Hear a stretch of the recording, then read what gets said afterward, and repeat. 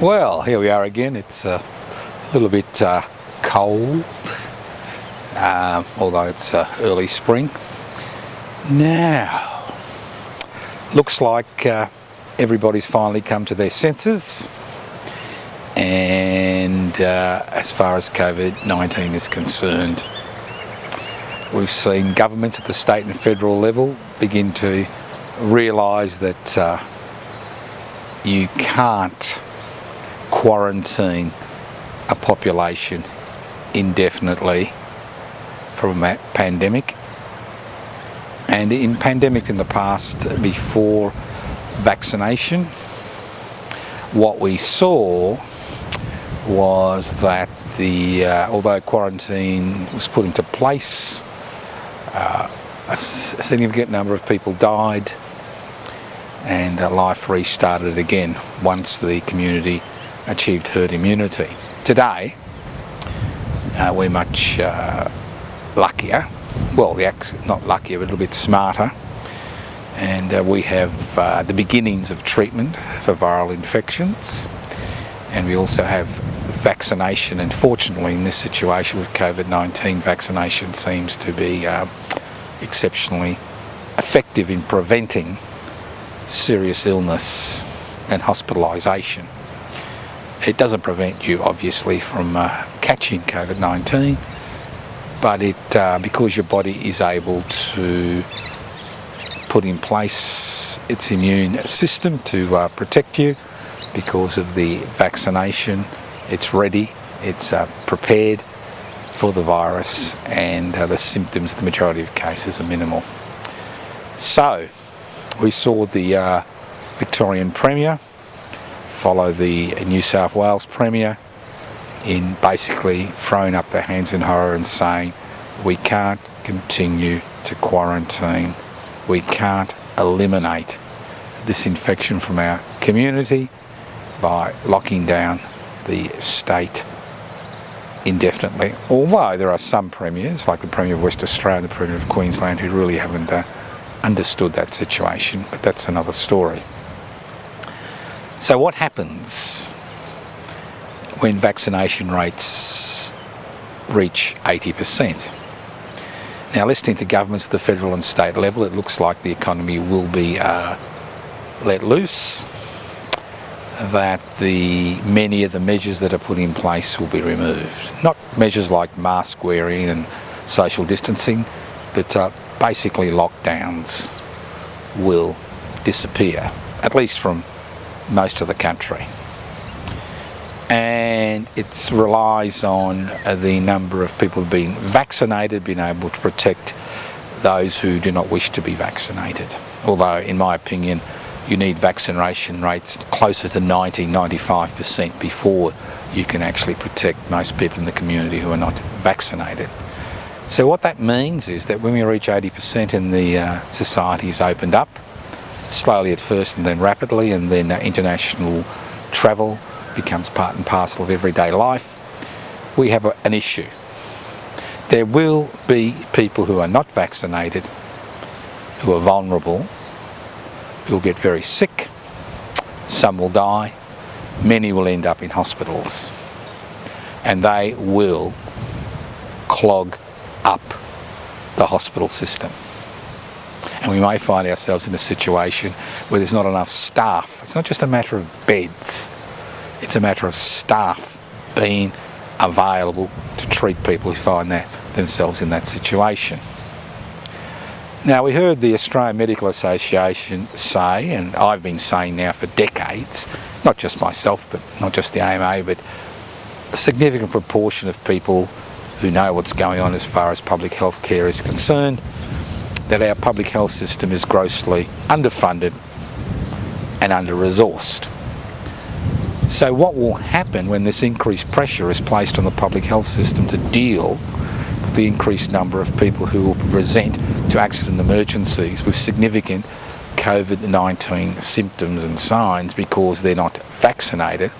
What it means is that elective surgery will be put on the back burner.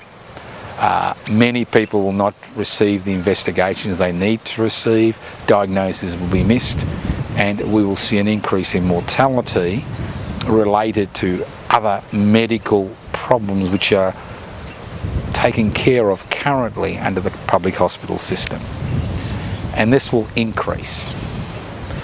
Now, we've heard governments say at the state and federal level there is no money to assist the public health system. The public health system somehow is going to cope with this increased demand, not just an increased demand from COVID-19, but an increased demand from people with multiple morbidities, multiple illnesses, increasing ageing in the community, and increasing chronic problems, including what we've seen lately is an increase in mental health issues.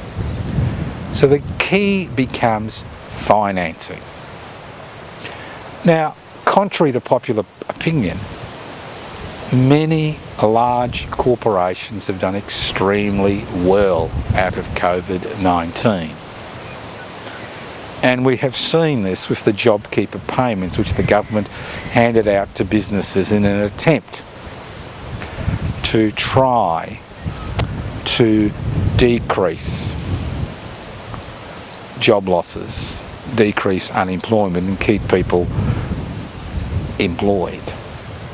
We've seen that these corporations now have pocketed approximately $16 billion, which they never used in order to keep their employees employed. Now, obviously, many small businesses which were facing rental issues did use that money for that reason, but many of the large corporations, especially those involved in the basic necessities, those involved in the no-touch economy, have done exceptionally well.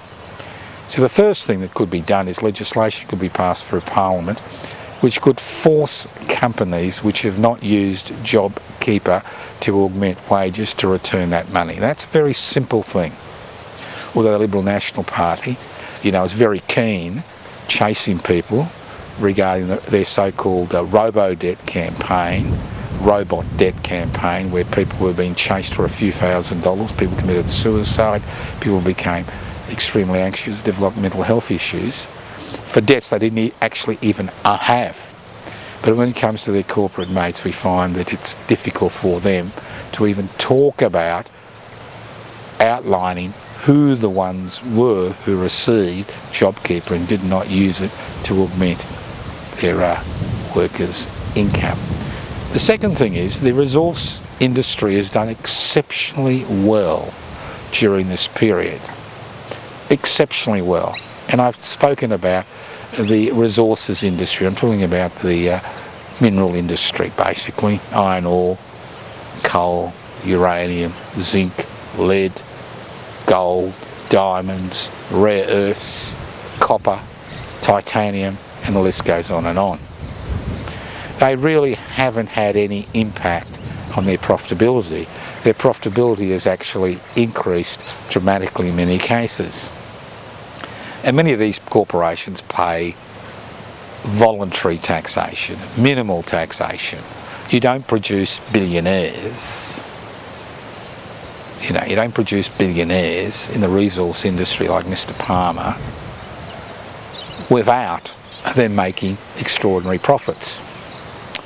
So what I would like to see over the next 2 years while we battle COVID-19 and attempt to decrease the amount of people who will die from this pandemic, what I'd like to see is royalties of 50%. That's right, 50% royalty been introduced over a 2-year period on all the resource companies.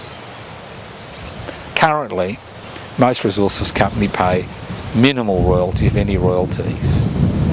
But a royalty of 50% would release at least $50 billion to be used specifically to support and expand the public health system, not only to deal with COVID-19, but also to deal with the other problems which come with an ageing population with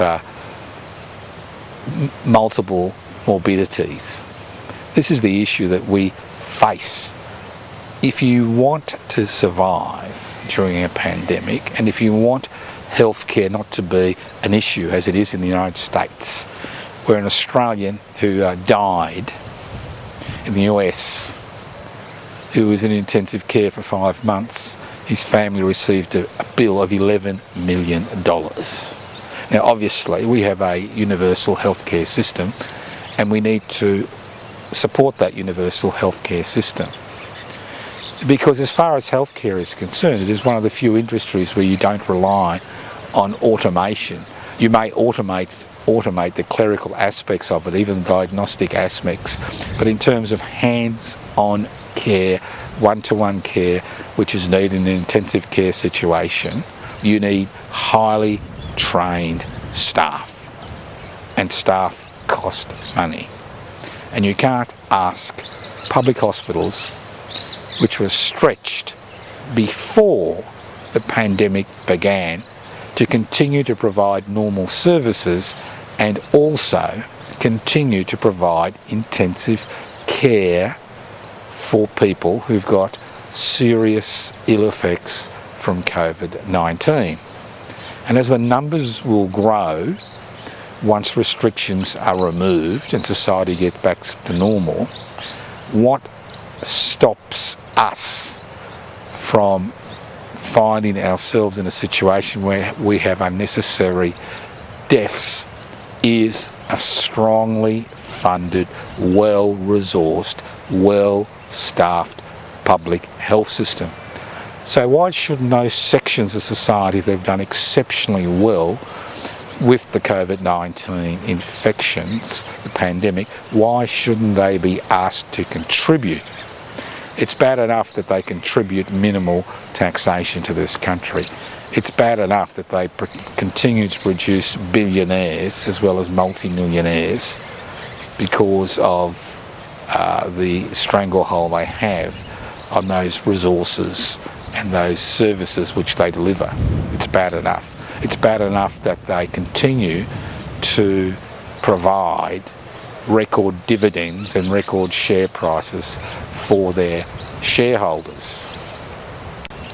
Another thing that this pandemic has highlighted is the lack of purpose-built quarantine facilities in this country. Because this will not be the first and last pandemic.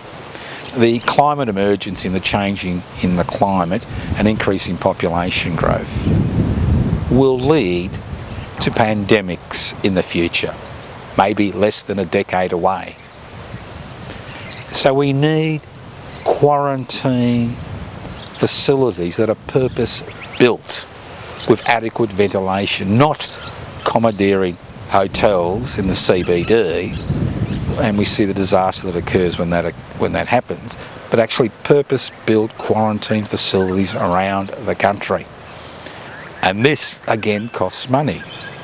And a 50% royalty, say for 5 years, on resource-rich companies and a increased taxation load on corporations which have made a mint out of COVID-19, should be part and parcel of the political agenda of any political party that is serious about providing services.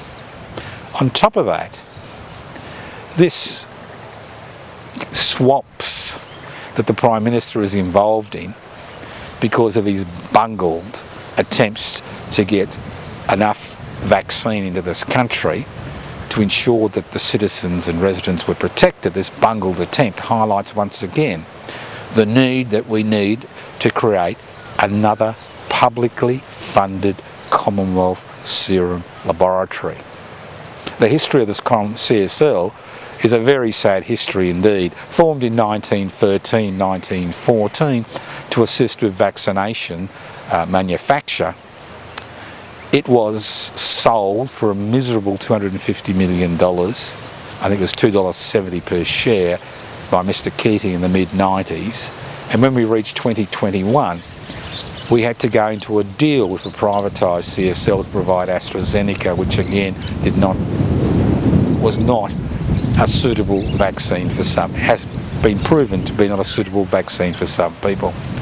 So why shouldn't we, as a sovereign nation state, have another Commonwealth serum laboratory? Why shouldn't the public own a manufacturing arm which can do research, and we have many important research facilities in this country, and manufacture vaccines in this country?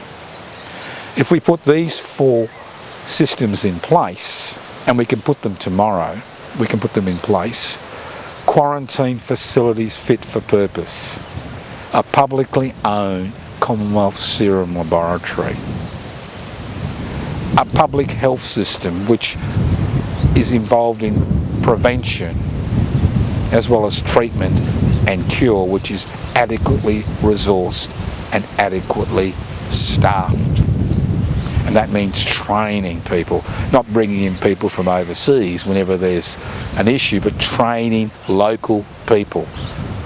Many Australians would like to become doctors, nurses, hospital workers, laboratory staff, diagnostic technicians, and the list goes on and on. But they don't get that opportunity because the way we fill our gaps is by bringing in people who are really ready trained. So this requires money. And as I said, and I'll say once again, the 3 ways to do this is: 1, immediately pass legislation to ensure the $16 billion which is being pocketed by corporations in the Jobkeeper program is paid back, and that $16 billion is used to bolster the public health system once the COVID-19 restrictions are removed, once vaccination rates are above 80%, because there will be an increased demand for facilities. Secondly, we need to take back the resources that this country has. It's tragic that what happens with this country's resources creates billionaires, robs Indigenous Australians, both Aboriginal and Torres Strait Islanders, of their rights and legacy because of their prior ownership of this land, and robs us, the rest of the community, from using the profits that are made by exploiting these resources to provide essential services like quarantine, purpose-built facilities, like facilities to create vaccinations at a public level, by having a pandemic response program in this country which is financed and ready to launch into protective measures if we are faced with another pandemic in the very near future. We have the intelligence, we have the resources, we have the people, and if we've got a little bit of guts, we have the power through legislation to ensure that these facilities and our public health system are adequately financed and are fit for purpose.